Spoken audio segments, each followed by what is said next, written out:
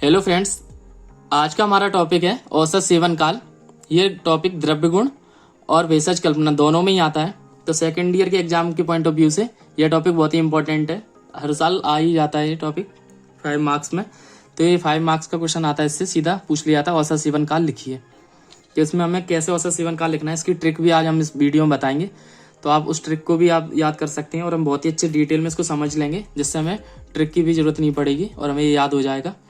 तो सबसे पहले हम समझते हैं कि औसत सेवन काल है क्या। तो व्याधि, व्याधि का अर्थ होता है यहाँ पर डिसीज, रोग। आतुर का अर्थ होता है रोगी। तो व्याधि और रोगी के और औसत द्रव्य का विचार करके, तीनों चीज़ों का विचार करके हमें औषधियों का सेवन काल डिसाइड करना है। सबसे पहले तो हमें रोगी देखना है कि रोगी कैसा है और उसकी बीमारी कितनी है और औषधि की पोटेंसी कितनी है। ये तीनों चीज़ें देखकर ही हम डिसाइड करेंगे कि हमें कितनी औषधि देनी है और कब देनी है। चलिए, तो सबसे पहले बात करते हैं आचार्य सुश्रुत के अनुसार। तो आचार्य सुश्रुत ने 10 औषधि सेवन काल बताए हैं, जो कि हैं अवक्त, प्रागवक्त, अधोवक्त, मध्यवक्त, अंतर्वक्त, सवक्त, समुग्ध, मूर्मुह, ग्रास और ग्रासांतर। तो यहाँ पर सबसे पहले हम समझ लें कि भक्त क्या है। भक्त का अर्थ होता है भोजन। तो भक्त माने भोजन।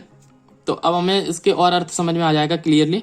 आवक्त का अर्थ हो गया जब हमने भोजन नहीं किया हुआ, मतलब ये सुबह का टाइम है, मॉर्निंग में सो के उठे और उस टाइम पे हमें औषधि देनी है किसी रोगी को। जब रोगी सोकर उठे तो वो आवक्त कहलाएगा। उसके बाद बात करते हैं दूसरा प्रावक्त। प्रावक्त का अर्थ होता है खाना खाने से जस्ट पहले हम उसको औषधि दें, उसके बाद वो खाना खा ले। तो खाना खाने से जस्ट पहले जो टाइम होता है उसको कहते हैं प्रावक्त। अधोवक्त का अर्थ होता है बाद में। तो खाना खाने के बाद मेडिसिन दी जाए तो वह अधोवक्त कहलाती है।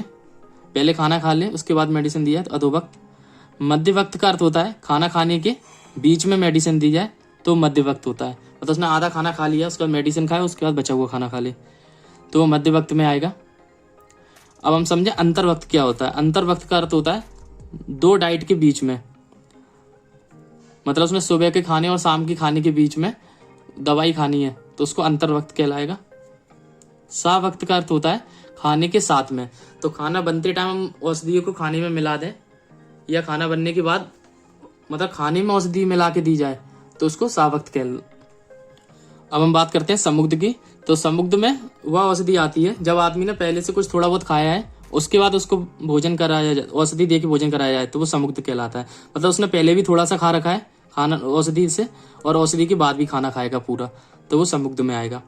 मूर्मुह का अर्थ होता है जो औषधि बार बार दी जाती है वो मूर्मुह में आती है। जैसे कि किसी को खांसी हो गई है तो खांसी में, कांस रोग में हम जो सिरप देते हैं वो दिन में 3-4 बार लेना पड़ता है। तो जब बार बार औषधि का सेवन करना पड़ता है तो वो मूर्मुह कहलाती है।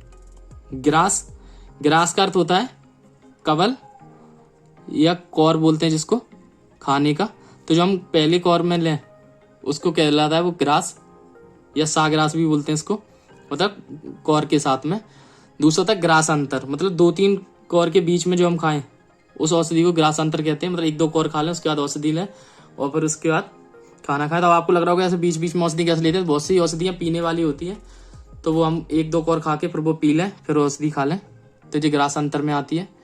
और मूर्मुह में हम समझाते जैसे कि खांसी की दवाई होती है या विष रोगी को बार बार औषधि देनी पड़ती है दिन में 10 बार 5 बार, तो वो बार बार जो औषधि दी जाए वो मूर्मुह कहलाती है। अब हम इसकी ट्रिक देख लेते हैं। इसकी ट्रिक क्या है। तो इसमें बार बार भक्त आ रहा था तो हम प्रभु से एक ट्रिक बनाई है भगवान जी से कि आज सुबह से प्रभु अंधेरे में अंतर मध्य हो गए। तो एक अंतर ध्यान होता है गायब हो जाना, तो वही हमने अंतर मध्य कर लिया शब्द और हमारी ट्रिक बन गई इससे कि आज सुबह से प्रभु अंधेरे में अंतर मध्य हो गए, मतलब अंधेरे में गायब हो गए, अंधेरे में अंतर मध्य हो गए। तो आज से अवक्त, सुबह से सावक्त, से समुग्ध, प्रभु से प्रावक्त, अंधेरे से अधोवक्त, में से मूर्मुह, अंतर से अंतर्वक्त और मध्य से मध्यवक्त, हो से कुछ नहीं है, गए से ग्रास और ग्रासांतर। गा से 2 है, ग्रास और ग्रासांतर। हमें इसका पहला अक्षर लेना है। इसका आ, सा, प्रा, आ, मा और गा। तो पहले अक्षर से हमारी ट्रिक बन जाएगी और ये बहुत ही सिंपल लाइन है तो आपको याद हो जाएगी। आज सुबह से प्रभु अंधेरे में अंतर मध्य हो गए। तो ये आपको मतलब उस टाइम के लिए जब आपको याद नहीं आ रहा हो, एक आध आप भूल रहे हो तो आपको याद आ जाएगा किससे है वो। बाकी का आप ये याद रखिएगा कि इसमें से 6 हैं जो औसत सेवन काल, वह भक्त वाले हैं। आवक्त, प्रावक्त, अधोवक्त, मध्यवक्त, अंतर्वक्त, सावक्त। तो ये 6 भक्त वाले हैं। उसके अलावा 4 हैं वो की संबुग्ध, मूर्मु, ग्रास और ग्रासांतर अलग है। तो आप याद रखिएगा 6 और 4 10 टोटल, तो आपको याद हो जाएंगे। अब हम बात करें आचार्य वाग्भट की। तो आचार्य जो वाग्भट हुए हैं उन्होंने 11 औसत सेवन काल बताए हैं। तो उन्होंने 10 तो सेम टू सेम आचार्य सुश्रुत वाले बताए, एक 11वां और बताया उनने जिसका नाम था नेस। तो नेस का अर्थ होता है रात्रि में औषधि सेवन करने के बाद विश्राम करे आदमी, सोए तो औषधि लेने के बाद सोए तो वो नेस कहलाता है। रात के टाइम जो औषधि लेते हैं उस औषधि को नेस कहलाती है वो। तो ये एक और 11वां औसत सेवन काल बताया था। इसके बाद हम बात करें आचार्य सारंगधर की। तो आचार्य सारंगधर ने बहुत ही सिंपली 5 औसत सेवन काल बताए हैं। तो उनका पहला औसत सेवन काल है सूर्योदय होने पर। दूसरा उनका औसत सेवन काल है भोजन के समय। तीसरा उनका है संध्या के भोजन के समय। चौथा है बारंबार। 5वां है रात्रि में। तो उनका सिंपल ही है, एक मॉर्निंग में, आप इसको ट्रिक से ऐसे याद कर सकते हैं, एक मॉर्निंग में। दूसरा है हमारा दोपहर में, दोपहर के समय में हमें औषधि देनी है, या तो मॉर्निंग में दे दें या दोपहर के समय दे दें, आफ्टरनून में, या फिर हम इवनिंग में दें शाम के टाइम, या फिर नाइट में दें रात के टाइम। तो ये 4 टाइम हो गए, मॉर्निंग, आफ्टरनून, इवनिंग और नाइट। इसके अलावा जो बार औषधियाँ देते हैं जो सुबह दोपहर शाम चारों टाइम देनी है, तो वो आ जाएगी बारंबार जिसको लिखा गया है। तो ऐसे ये 5 औसत सेवन काल बन गए। आचार्य सारंगधर का बहुत ही सिंपल है, तो आप जरूर याद कर लें बहुत अच्छे से।